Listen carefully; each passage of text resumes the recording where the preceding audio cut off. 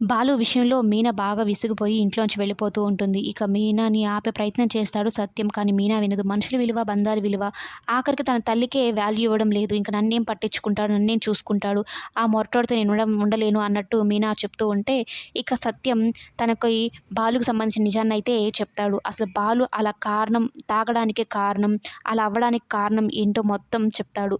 చెయ్యని తప్పు నీ మీద వేసుకొని జైలుకి వెళ్ళాడు. తన తల్లి అంటే తనకంత ప్రేమ. తన తల్లి ఒక్క రకంగా చెప్పాలంటే బాధపడితే అస్సలు తట్టుకోలేడు. ఇంట్లో వాళ్ళకి అసలు వాల్యూయే లేదు. బంధాలే తెలియవు అన్నావు కదా! వాళ్ళ చెల్లి అంటే తనకి పంచప్రాణాలు. నేనంటే ఇంక చెప్పలేను. వాళ్ళ నానమ్మ అంటే అంత ప్రేమ అనైతే చెప్తూ ఉంటాడు.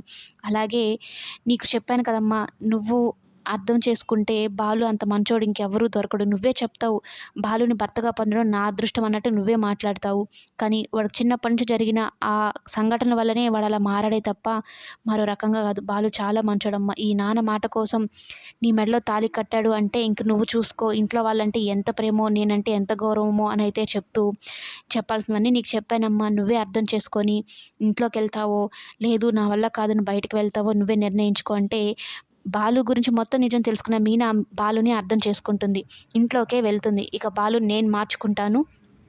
నా ప్రేమతోనే ఆయన్ని మార్చుకొని అందరికీ దగ్గర చేస్తాను. వాళ్ళమ్మని, బాలుని కలుపుతానన్నట్టు మాట ఇచ్చి మరీ వెళ్తుంది సత్యంకి. సత్యం కూడా చాలా సంతోషిస్తాడు. నా కోడలు అర్థం చేసుకుంది. నా బాధని అర్థం చేసుకుంది. అలాగే తన భర్తను కూడా మార్చుకుంటుంది అన్న నమ్మకం అయితే నాకొచ్చింది అని సత్యం గర్వంగా ఫీల్ అవుతూ ఉంటాడు. ఇక మొత్తానికి